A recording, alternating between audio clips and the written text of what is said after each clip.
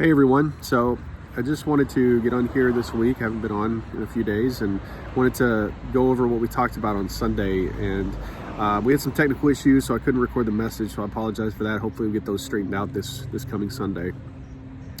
But what we talked about was how Jesus gives freely. He gives freely of himself, of his love and his grace. And we looked at the story of the Syrophoenician woman who comes to Jesus begging him to heal her daughter. And this Syrophoenician woman was a woman who was a non-Jewish woman. She was Gentile. And so the Jews would look down on her and think that she was a dog, think she was not worthy of God's love and grace because they were pagan and they worshiped other gods. And so Jesus looked at her and he said, you know, it's not right to take the children's bread and give it to the dogs.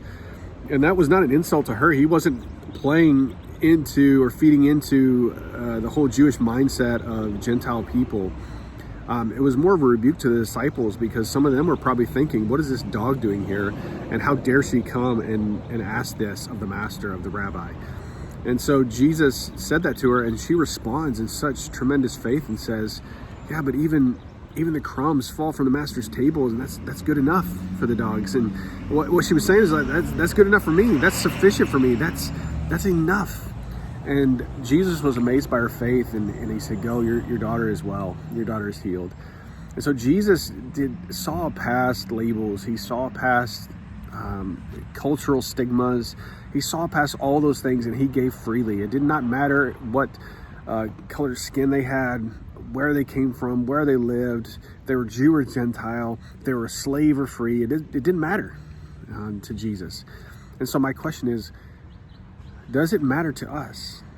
Do those cultural stigmas matter to us?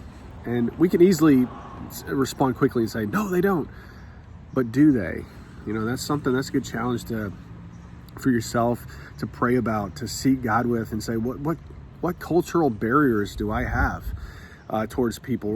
What hoops do I make people jump through in order to tell them about Jesus, in order to show them the love of Christ?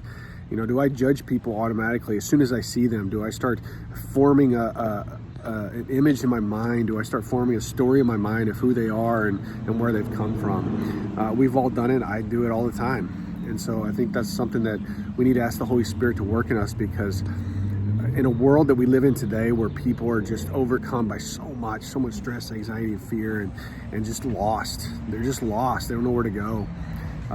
This world needs Christ. This world needs Jesus. And we can be his voice. We can be his hands and feet to tell others about him and to just give freely of him and just share freely of who he is and his great love for all of us. So it's my challenge. Like, how can we do that?